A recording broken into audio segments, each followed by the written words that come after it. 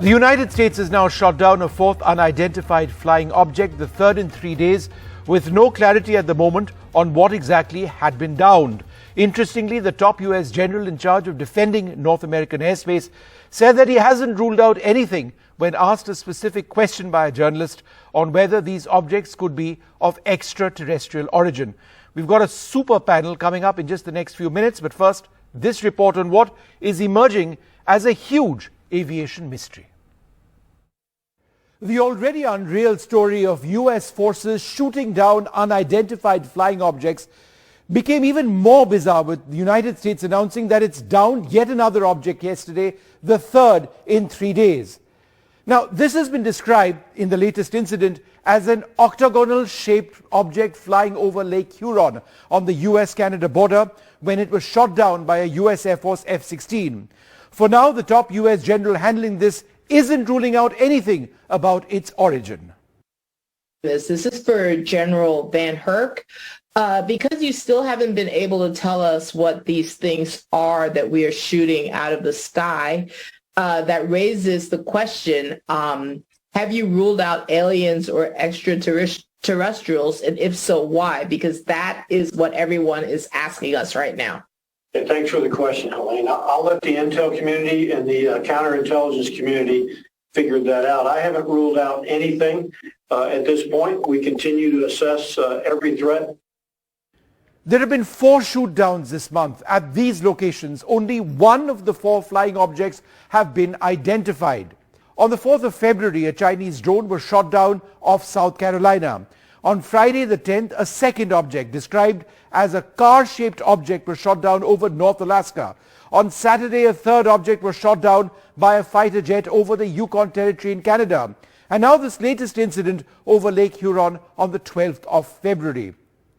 First of all, the safety of Canadians is our number one priority, and that's why I made the decision to shoot down the object that was a threat to civil aviation and a potential threat to Canadians.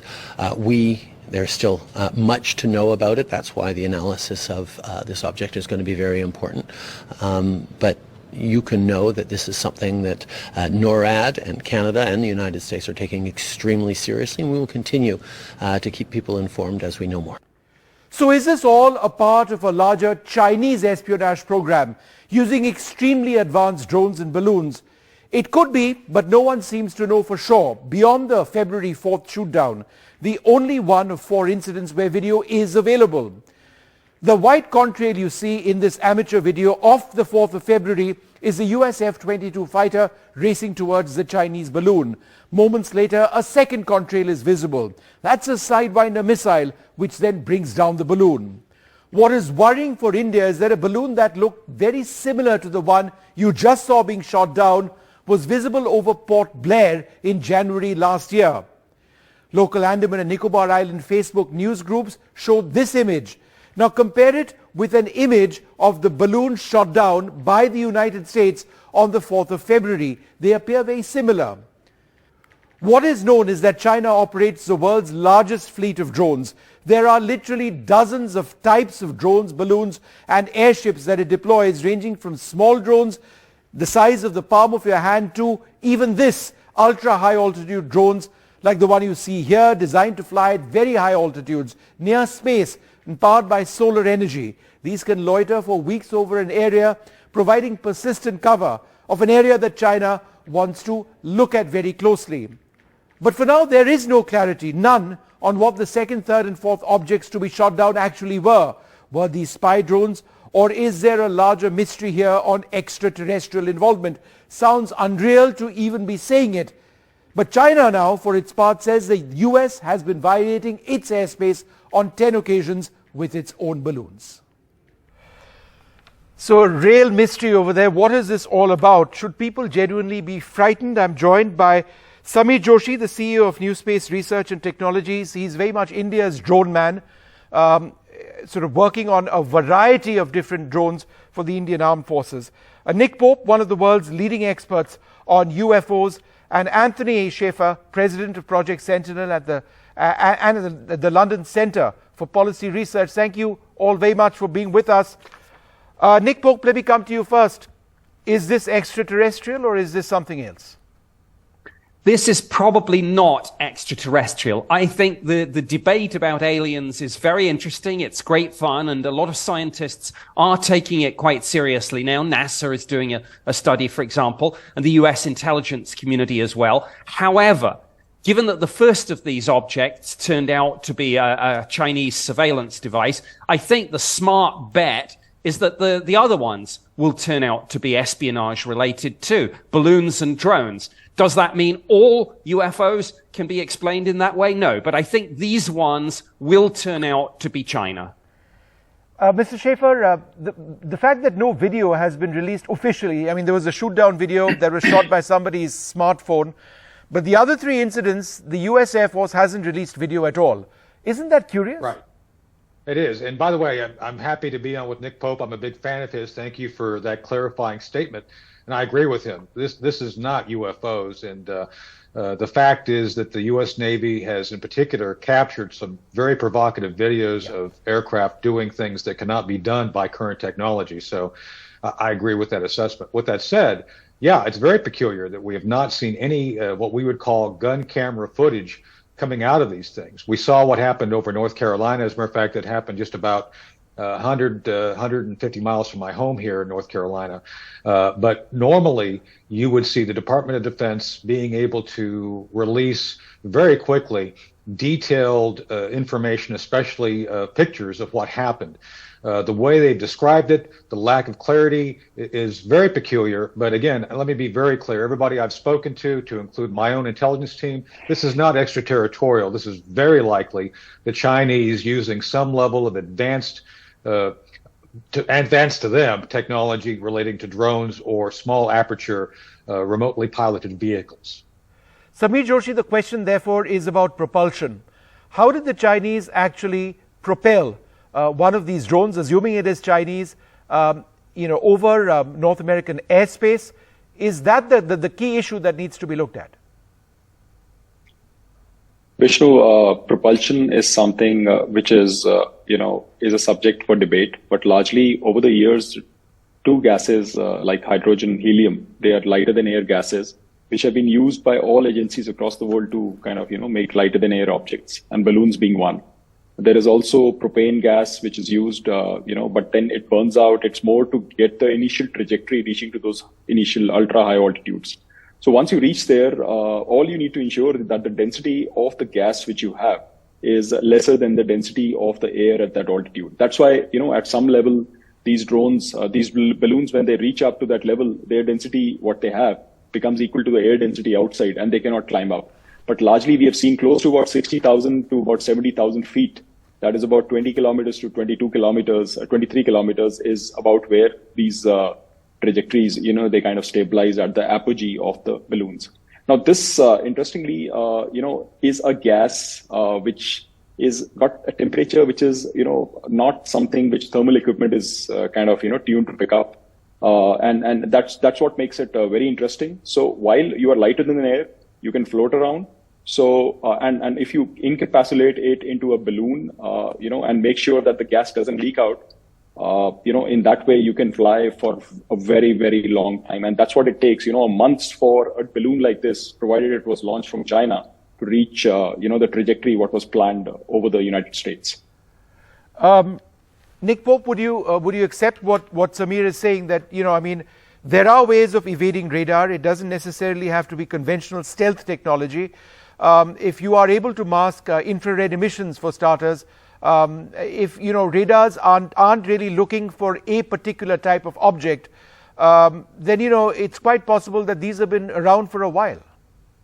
I think that's extremely likely, yes. And one of the big issues with all sorts of radar systems is that to give a clear picture, to avoid the screen being just swamped with clutter, they use computer programs, to filter out a lot of signals. So essentially, if something doesn't behave like a conventional aircraft or something that people are expecting to see previously, these may have been missed. So what's going to be happening now is that as a matter of urgency, the United States, but other nations too, the United Kingdom, India, many other countries all around the world, are going to have to review their entire air defense network and ask the question, what have we missed? And if they've missed, what classified information might have been compromised? And what can we do to stop this happening again? And by stop it, I mean militarily, but also diplomatically. We have to talk robustly to China and to other adversaries about this. Anthony Schaefer, the fact that, there's no evidence to suggest that the United States or Canada have found any debris on the ground other than what they found on the 4th of February or perhaps the day after that. The last three incidents, you haven't found any debris, at least not that we're aware of it. Again, isn't that strange? Because this was an extremely coordinated intercept. They knew exactly what they were going to do. They knew exactly what they wanted to do once that debris went down. Presumably, they would have been in the air looking for it as it went down. And yet, a couple of days later, we still don't know if they have any debris. I'm talking about the last three incidents. Isn't that, again, strange? Oh, it is. And I think this goes to Nick Pope's observation, which he's completely correct. I don't think the United States wants to give away how much we don't know at this point, because the NORAD today, the North American Air Defense Grid, is not your father's grid. This is not the Cold War. We, the United States, relies on a tapestry of military, essentially analog and other old radar systems created during the Cold War that are now integrated with FAA, our Federal Aviation Administration, civil aviation radars. That is what we have. And since the programs have not been set up to detect these small drones, I don't think they want to reveal, that is, the Pentagon wants to reveal what we don't know. So I think that's part of the reluctance here, is to talk about it. Regarding the actual debris, if you hit one of these things, which are pretty small by all accounts, with an AIM-9X missile, it's going to tear it apart. So I'm not completely surprised they've had a hard time retrieving it. I'm disappointed that they're not taking more care in trying to bring these things down in small and bigger pieces that we can analyze. But to that point, I think the Chinese have made dramatic investments in drone technology. And I'm going on the record here with you guys, and I've done it in U.S. media, saying we're going to come to find that these are probably very sophisticated drones that the Chinese have been using for probably a period of months, at least months, that we are just now trying to figure out how they're operating. And I think that's something people are afraid to admit. Samir, I think that's a key point. That let's talk a little bit about India. We face a huge Chinese threat. And China is the world's largest user of drones. And if they've got technology like this, to actually be able to fly a drone that far and for that period of time, right, with sensors presumably on board, then what is the technological benchmark of this nation that we are looking at? I mean, are they far superior, certainly in terms of propulsion, than perhaps any other country in the world? I think, Vishnu, before we get on to that, we need to understand that Chinese are willing to do what no other nation does. The mere act of sending a balloon from China over the US, it's a fantastic way to mess up your adversary. It's the exact kind of, gray zones, shadiness, which a country like, China is willing to take the risk of. China got to probe public reaction and the government responses with almost zero kind of risk. And in this process, it consumed the attention of US media, citizens, forced the military to into dozens of meetings at the Pentagon, at the flight line, consume 1,000+ man hours and spend millions of dollars in military operating costs. This is a risk which China took. And this is a clear and present danger all across the world for all nations of the world. If they can do it with USA, I think they would have been done and dusted with all the countries way back. And this is a problem we are facing all across. There have been sightings all across the world. I think China is willing to take the risk into gray zones, which are unaccounted for. Near space or stratosphere is one such area, which can be, you are allowed to fly low Earth orbit satellites all across the world. Nobody objects. People know. Nobody can do nothing about it. The space above 20 kilometers or 65,000 feet till about 100 kilometers is the next exploitation which is going to happen all across the world. And this is where the Chinese have, already entered. They have expressed their willingness to explore the possibilities of expanding their operations in this space. And this is where a lot of air activity in the future is going to take place in the years ahead. Yeah. Mr. Pope, you've been associated with, you ran the British government's UFO project. Just for the benefit of our viewers, what were some of the weirdest things that you saw which actually never had an answer? Over here, we can sort of fairly reliably say that, look, there's precedent here, likely Chinese. But could you, just for the benefit of our viewers, perhaps share an example of two of something that you've seen which is genuinely strange and who knows what it was? Certainly. We had a case, one of my predecessors investigated it, but I reopened the case. We had an incident where something actually landed in December 1980. And what was unusual about this, it happened in a place called Rendlesham Forest, is that this anomalous object, which was witnessed by several military personnel, including the deputy base commander, who was a lieutenant colonel, this left burn marks on the ground and on the side of the trees. It was briefly tracked on radar, but critically, the defense intelligence staff assessed that radioactivity levels at the landing site seemed significantly higher than the average background. So, as I say, some of these UFO sightings did turn out to have conventional explanations, but a small proportion of them we could never explain. And we, like the general in the press conference yesterday, we do keep an open mind and we don't completely rule out the case, whatever happens with these sightings that we're discussing, but we don't rule out the case that there might be something rather more exotic out there somewhere. You know, Mr. Schaffer, that's the interesting thing. What the general said is that, look, I'm not ruling out anything, which is an amazing statement from the top sort of NORAD general to say that, after an intercept has taken place, after they have surveyed this aircraft, picked it up on radar, they've obviously flown past it, they've obviously taken pictures, they've got various sensors up. Despite all of that, they don't know what it is. They cannot identify it, right? Right. And so he says, look, I'm keeping an open mind. So it is something bizarre. It's strange. It's never been seen before. Well, I think they're saying this partially to back up what Samir said, is that the Chinese are acting out, and the Biden administration is reluctant to admit that the Chinese are essentially being provocative. So that's the first thing to remember when they say all options are open. This is not an event. These are not events, as Mr. Pope just said, relating to something anomalous to the point of where it cannot be explained. I think we're going to come to find these are explainable.